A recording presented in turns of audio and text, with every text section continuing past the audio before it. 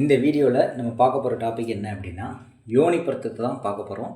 திருமண பொருத்தங்கள் பற்றி லிஸ்ட்டாக பார்த்துட்ருக்கோம். ஃபஸ்ட்டு வேதை பொருத்தத்தை பற்றி பார்த்தோம்.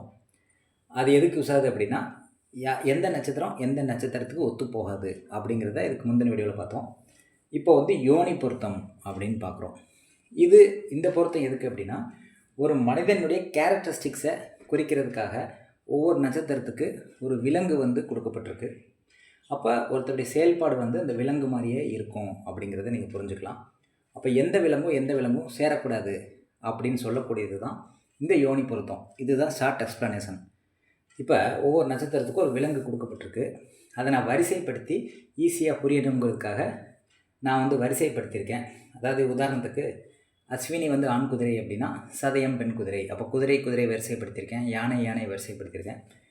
இப்படி நான் வரிசைப்படுத்திட்டு சொல்கிறேன் எப்படி பார்க்கணும் பொருத்தம் அப்படின்னு பார்ப்போம். அஸ்வினி நட்சத்திரம் ஆண் குதிரை, சதயம் அப்படிங்கிறது பெண் குதிரை, பரணி அப்படிங்கிறது ஆண் யானை, ரேவதிங்கிறது பெண் யானை, கார்த்திகை அப்படிங்கிறது பெண் ஆடு, பூசம் அப்படிங்கிறது ஆண் ஆடு, ரோஹிணி அப்படிங்கிறது நாகம், மிருகசீடம் அப்படிங்கிறது சாரப்பாம்பு, திருவாதிரை அப்படிங்கிறது ஆண் நாய், மூலம் அப்படிங்கிறது பெண் நாய், புனர்பூசம் பெண் பூனை, ஆயில்யம் ஆண் பூனை, மகம் ஆண் எலி, பூரம் பெண் எலி, உத்திரம் எருது, ஹஸ்தம் பெண் எருமை, சுவாதி ஆண் எருமை, சித்திரை ஆண் புலி, விசாகம் பெண் புலி, அனுசம் பெண் மான், கேட்டை கலைமான், பூராடம் ஆண் குரங்கு, திருவோணம் பெண் குரங்கு, உத்திராடம் அப்படிங்கிறது மலட்டு பசு கீரி,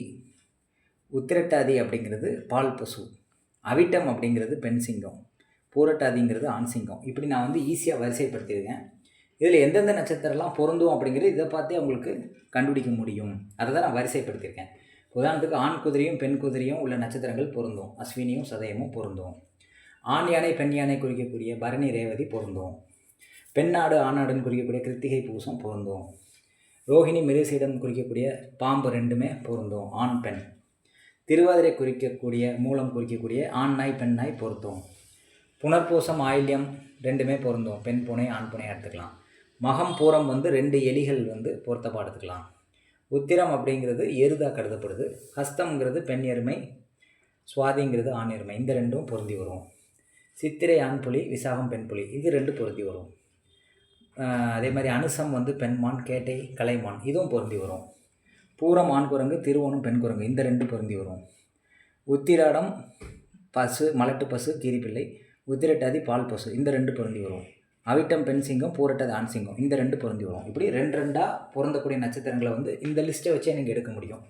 அப்போ எதெல்லாம் பொருந்தாத நட்சத்திரங்கள் அப்படின்னு பார்க்கும்போது, இப்போ கீரிக்கும் பாம்புக்கும் பொருந்தாது. கீரியை குறிக்கக்கூடியது உத்திராடம், பாம்பை குறிக்கக்கூடியது ரோஹிணி மிருகசீடம். அப்போ ரோஹிணி மிருகசீடத்துக்கும் உத்திராடத்துக்கும் எப்பயுமே ஒத்து வராது அப்படின்னு எடுத்துக்கலாம். இப்போ சிங்கத்துக்கும் எருமைக்கும் ஒத்து வராது. இப்போ ஆண் சிங்கம் பெண் சிங்கம்னு சொல்லக்கூடியது அவிட்டம் புரட்டாதி, எருமைன்னு சொல்லக்கூடியது ஹஸ்தம் சுவாதி. இந்த 2 அந்த 2 பொருந்தாது அப்படின்னு எடுத்துக்கிறோம். இப்போ வேறு மாதிரி எடுத்துக்கணும் அப்படின்னா, இப்போ நாயை குறிக்கிறது திருவாதிரை மூலம், நாயை குறிக்கிறது. பூனையை குறிக்கிறது பார்த்திங்கன்னா ஆயில்யமும் புனர்பூசமும் பார்த்திங்கன்னா பூனை குறிக்கிறது. ஆயில்யம் புனர்பூசம் பூனை, மூலம் திருவாதிரை நாய். இப்போ பூனை நாயும் பார்த்திங்கன்னா எதிரி தான். ஆனால் வீட்டில் வளர்த்தா அது எதிரியாக சண்டை போடுறது இல்லை, ஒத்து போயிடுது. அதுவே ரோட்டில் இருந்தால் ஒரு பூனையை நாய் துரத்தும். அது சில நேரத்தில் பூனை நாயை துரத்தும். அப்படி சம்பவங்கள்லாம் நம்ம பார்க்குறோம். இது எதனால் இந்த முரண்பாடு அப்படின்னா, அதில் நிற்கக்கூடிய கிரகங்களை பொறுத்து இந்த பலன்கள் மாறுபடும். ஒரு உதாரணத்துக்கு பார்த்திங்கன்னா, ஒரு சாதுவாக இருக்குது. இப்போ உதாரணத்துக்கு நாயை எடுத்துக்கிடோமே. இப்போ நாயை குறிக்கிறது திருவாதிரை மூலம். இந்த 2 நட்சத்திரத்தில் குரு இருந்ததுன்னா அந்த நாய் சாதுவான நாயாக இருக்கும். இப்போ இது பூனையை குறிக்கக்கூடிய நட்சத்திரம் புனர்பூசம் ஆயில்யத்தில் ராகுவோ செவ்வாயோ இருந்ததுன்னா ஆக்ரோஷமான பூனையாக இருக்கும். அப்போ இந்த ஆக்ரோஷமான பூனை நாயை தோக்கடிச்சிரும், சாதுவான நாயை தோக்கடிச்சிரும். அப்போ அதில் என்ன கிரகம் நிற்கிது அப்படிங்கிற பொறுத்து நாய் பூனையை துரத்துதா அல்லது பூனை நாயை துரத்துதா அப்படிங்கிறது முடிவு பண்ணப்படுது அதில் இருக்கக்கூடிய கிரகங்களை பொறுத்து. அப்போ பொதுவாக இந்த நட்சத்திரங்கள் பொருத்தமாக நம்ம எடுத்துக்கிறத விட, ஒரு கிரகம் அந்த நட்சத்திரத்தில் நிற்கிதுன்னு வச்சுக்கோங்களேன், அது சாதுவான கிரகமாக இருக்கா, ஆக்ரோஷமான கிரகமாக இருக்கா, அது என்ன நட்சத்திரம், ஆக்ரோஷமான விலங்கு குறிக்கக்கூடிய நட்சத்திரமா, சாதுவான விலங்கு குறிக்கக்கூடிய நட்சத்திரமா அப்படின்னு பார்க்கணும். உதாரணத்துக்கு ஆண் சிங்கம்ங்கிறது இயற்கையிலேயே ஆக்ரோஷமான ஒரு விலங்கு. இதில் போய் ஒரு செவ்வாயோ ராகுவோ நின்றுச்சு அப்படின்னா இன்னும் ஆக்ரோஷம் அதிகமாக இருக்கும். அப்போ இது கூட வேறு கிரகங்கள் எந்த நட்சத்திரத்தை சேர்த்து வச்சாலும் சண்டை தான் வரும். அப்போ இதுக்கு என்ன தீர்வு? பெண் சிங்கத்தை குறிக்கக்கூடிய நட்சத்திரம் அவிட்டம், அதை பொருத்தி வச்சா சிறப்பானது. அப்போ ஜோடி ஜோடியாக நீங்கள் பொருத்தி வைங்கன்னு சொல்கிறேன். அதை தான் இந்த லிஸ்ட்டு போட்டிருக்கேன். இந்த ஜோடி ஜோடியாக போட்டுறதுனால பரணி, ரேவதி, கிருத்திகை, பூசம் இந்த மாதிரி நீங்கள் ஜோடியாக இருக்கக்கூடிய நட்சத்திரங்களை வந்து ஒன்று சேர்த்து வச்சா பிரிவினை வராது. அப்படி வேறு மாதிரி சேர்த்து வைக்கிறீங்க அப்படின்னா எந்தெந்த இதெல்லாம் வந்து ஒத்து போகும் அப்படின்னு பார்த்து சேர்த்து வைக்கலாம். இப்போ உதாரணத்துக்கு பார்த்தீங்க அப்படின்னா நாயும் பூனையும் சேர்த்து வைக்கலாம். அது சில டைமில் எதிரியாக கூட மாறும்.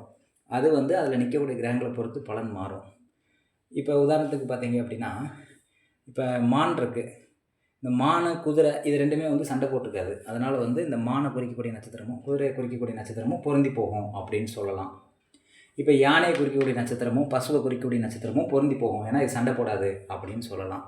ஆனால் இதே வேறு நட்சத்திரம் பொருத்தி பார்க்கும்போது அதில் பிரிவினை வர்றதுக்கு வாய்ப்பு இருக்குது. அப்போ முதல்ல என்னென்ன விலங்குகளை இந்த ஒவ்வொரு நட்சத்திரம் குறிக்குதுங்கிறத நான் வந்து எளிமைப்படுத்தி எழுதியிருக்கேன்.